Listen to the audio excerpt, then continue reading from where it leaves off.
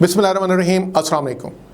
कैसे हैं बच्चों? आप लोग ठीक ठाक हैं? माय नेम इज़ साकिब याद खान, आप लोगों का मैथमेटिक्स टीचर। जी तो बच्चों, हम लोग पार्ट फर्स्ट की मैथ्स को डिस्कस करने जा रहे हैं और उसमें हमारा चैप्टर है चैप्टर नंबर 5। चैप्टर नंबर 5 आपका मैथमेटिक्स का पार्शियल फ्रैक्शन से रिलेटेड है और ये वो चैप्टर है जो आपने ऑलरेडी 10th क्लास में पढ़ के आए हैं। इसके अंदर हम थोड़ा सा एडवांस डिस्कस करेंगे। तो हम ये देखेंगे कि पार्शियल फ्रैक्शन होती क्या है, पार्शियल फ्रैक्शन को डिस्कस करेंगे। फिर हम ये डिस्कस करेंगे कि फ्रैक्शन क्या होती है। फिर हम डिस्कस करेंगे फ्रैक्शन कितनी टाइप्स की होती हैं। फिर हमने आइडेंटिटी की डेफिनेशन को डिस्कस करना है, कंडीशन की डेफिनेशन को डिस्कस करना है, प्रॉपर फ्रैक्शन को डिस्कस करना है, इम्प्रॉपर फ्रैक्शन को डिस्कस करना है और फिर हम अपने क्वेश्चंस की तरफ मूव कर जाएंगे। तो सबसे पहले नंबर पे हम बात करते हैं पार्शियल फ्रैक्शन। पार्शियल फ्रैक्शन क्या होती है बेटा? एक सिंगल फ्रैक्शन है, अ सिंगल रैशनल फ्रैक्शन। आप उसको सम ऑफ टू और मोर फ्रैक्शंस की शक्ल में लिख दें तो वो क्या कहलाती है? वो पार्शियल फ्रैक्शन कहलाती है।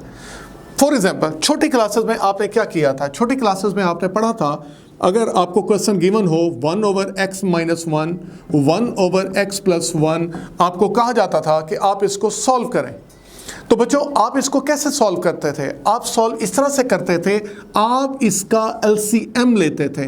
x + 1 x - 1 LCM लेते थे तो x - 1 कैंसिल हो गया, x + 1 ऊपर चला गया, x + 1 कैंसिल हो गया, x - 1 ऊपर चला गया, तो 1 से 1 कैंसिल हो गया, तो ये बन जाता था 2x/x + 1 x - 1। ये काम आप करते थे। तो अब क्या करना है? अब आपको ये गिवन नहीं होगा, अब आपको ये गिवन होगा। आपको फ्रैक्शन, सिंगल फ्रैक्शन गिवन होगी। उस सिंगल फ्रैक्शन को हमने सम ऑफ टू और मोर फ्रैक्शंस की शक्ल में लिख देना है। जब हम सम ऑफ टू और मोर फ्रैक्शन की शक्ल में लिखेंगे तो इसी का नाम क्या है? पार्शियल फ्रैक्शन है और यही इसी की डेफिनेशन है। समझ आ गई? तो इस बार हमारे पास क्या होगा? ये गिवन होगा और हमने ये प्रूफ करना होगा। इसको प्रूफ करना है और ये काम हमने अपने पूरे चैप्टर 5 के अंदर करना है। जी तो फ्रैक्शन क्या होती है? जो रैशनल फ्रैक्शन होती है उसको आप क्या कहते हैं? देखिए, जो रैशनल फ्रैक्शन होती है, rational fraction, a fraction of the form p of x over q of x where q of x is not equal to 0। ऐसी फ्रैक्शन जिसको आप p of x over q of x की शक्ल में लिख सकें और q of x 0 के बराबर नहीं होना चाहिए, क्योंकि q of x अगर 0 के बराबर हो गया तो क्या हो जाएगा? अनडिफाइन हो जाएगा। अनडिफाइन हो जाएगा तो ऐसी फ्रैक्शन को आप क्या कहते हैं? ऐसी फ्रैक्शन को आप रैशनल फ्रैक्शन कहते हैं। और ये p of x और q of x ये दोनों क्या होंगे बेटा जी? p of x और q of x ये दोनों पॉलिनोमियल्स होते हैं। ये दोनों क्या होते हैं? ये दोनों पॉलिनोमियल्स होते हैं। सवाल ये पैदा होता है, पॉलिनोमियल्स क्या होते हैं? बेटा, पॉलिनोमियल आपके पास ऐसी इक्वेशन पॉलिनोमियल कहलाएगी जिसमें वेरिएबल की पावर होल नंबर हो। अगर वेरिएबल की पावर होल नंबर है तो आप उसको क्या कहेंगे? पॉलिनोमियल कहेंगे। फॉर एग्जाम्पल मैं आपके सामने एक इक्वेशन लिखता हूं, x² + 3x + 4 = 0।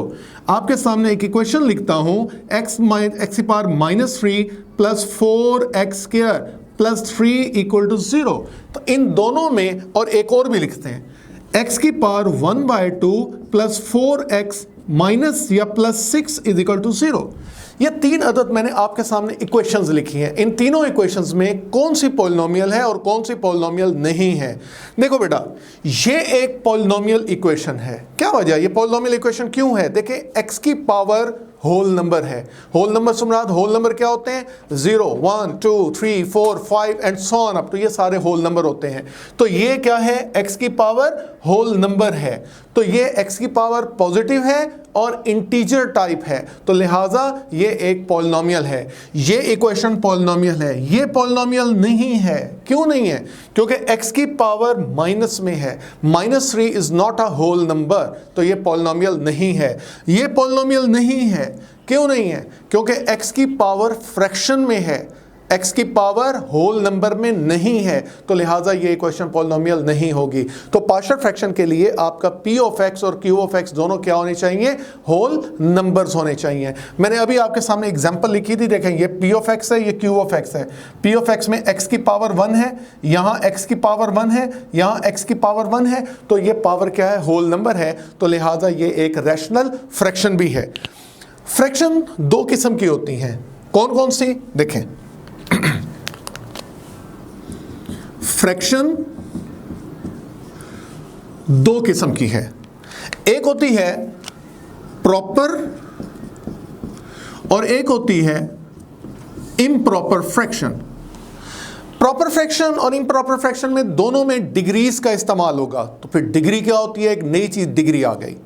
तो डिग्री क्या होती है? ये जो पॉलिनोमियल इक्वेशन होती है, उस पॉलिनोमियल इक्वेशन में x की सबसे बड़ी जो पावर होती है वो डिग्री कहलाती है। ये देखें, ये इक्वेशन है, पॉलिनोमियल है, इसकी डिग्री क्या है? 2 है। सबसे बड़ी पावर कितनी है? 2 है, तो इसको आप क्या कहेंगे? डिग्री कहेंगे। तो कहता क्या है? प्रॉपर फ्रैक्शन कौन सी फ्रैक्शन होगी? अगर degree of p of x less than हो जाए degree of q of x के, ये होता है ना p of x over q of x, where q of x is not equal to 0।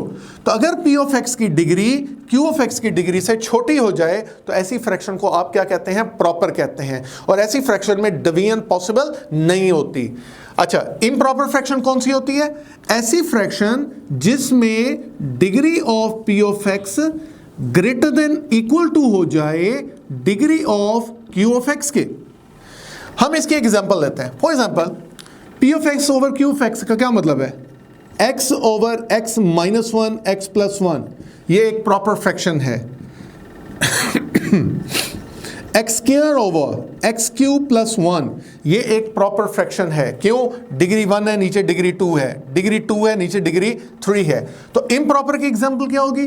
x square over x minus 1, yes, ये improper है।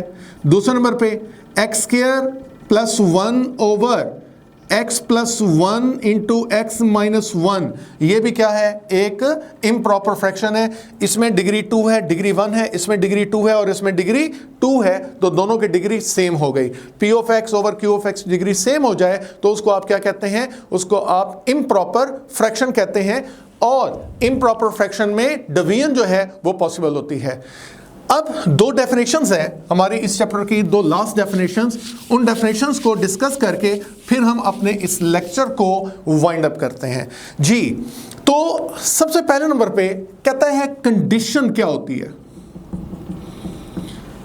और आइडेंटिटी क्या होती है। कंडीशन और आइडेंटिटी। कंडीशन एक ऐसी इक्वेशन का नाम है, ऐसी इक्वेशन को कहते हैं जो सेटिस्फाई हो जाए x की सम स्पेसिफिक वैल्यू के लिए।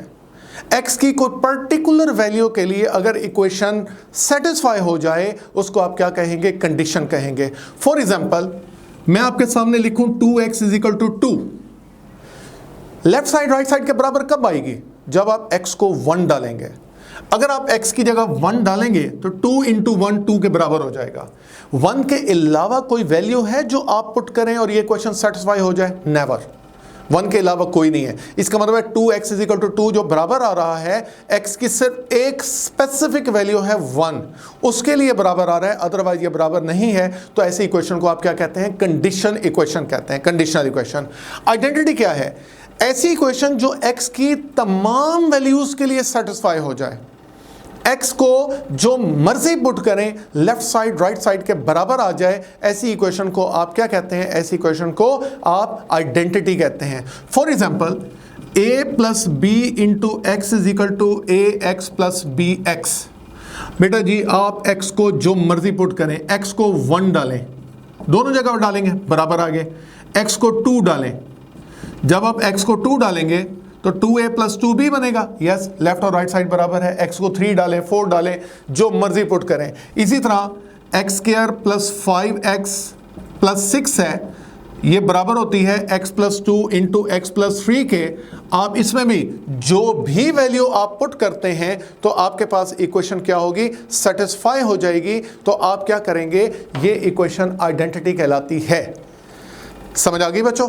तो हमने पार्शियल फ्रैक्शन को डिस्कस किया, हमने रैशनल फ्रैक्शन को डिस्कस किया, हमने प्रॉपर को डिस्कस किया, इम्प्रॉपर को डिस्कस किया, पॉलिनोमियल को डिस्कस किया, फिर हमने डिस्कस किया कंडीशन क्या होती है, फिर हमने डिस्कस किया आइडेंटिटी क्या होती है।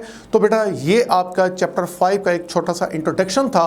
और नेक्स्ट इंशाल्लाह हम लोग अपना शुरू करेंगे अपनी एक्सरसाइज 5.1। तो उसमें आप लोग साथ रहिएगा, और किसी किस्म का कोई भी प्रॉब्लम हो तो बेटा आप लोगों ने डिस्कस करना है। और एक और बात, आप मेरे चैनल को सब्सक्राइब करना मत भूलिएगा। मेरे चैनल का नाम सल्तनत मैथ्स है। इंशाल्लाह आपको बहुत अच्छी अच्छी चीज़ें मिलेंगी। आपको फिर कभी लेक्चर में बताऊंगा कि सल्तनत मैथ्स, हम इसको नाम क्यों रखा गया। मैथ्स की एक सल्तनत है। आपको पता है अक्सर कहा जाता है कि मैथमेटिक्स जो है वो मदर ऑफ साइंसेस है। मैं ये कहता हूँ नहीं, ये मदर ऑफ साइंसेस नहीं है, ये फादर ऑफ साइंसेस है। क्यों? क्योंकि बेटा हर चीज़ में, फिज़िक्स, केमिस्ट्री, बायो, हर जगह ये मैथमेटिक्स इन्वॉल्व है। इस मैथमेटिक्स के बग़ैर कुछ भी नहीं है। तमाम चीज़ें, हमारी डेली लाइफ क्या हो जाती है, ज़ीरो हो जाती है अगर हम अपनी लाइफ से मैथमेटिक्स निकाल दें। आपको चंद फ़नी चीज़ें मैं आपको बताता रहूँगा, साथ साथ मेरे साथ साथ कनेक्ट में रहिएगा। इंशाल्लाह फिर मुलाकात होगी। अल्लाह हाफ़िज़।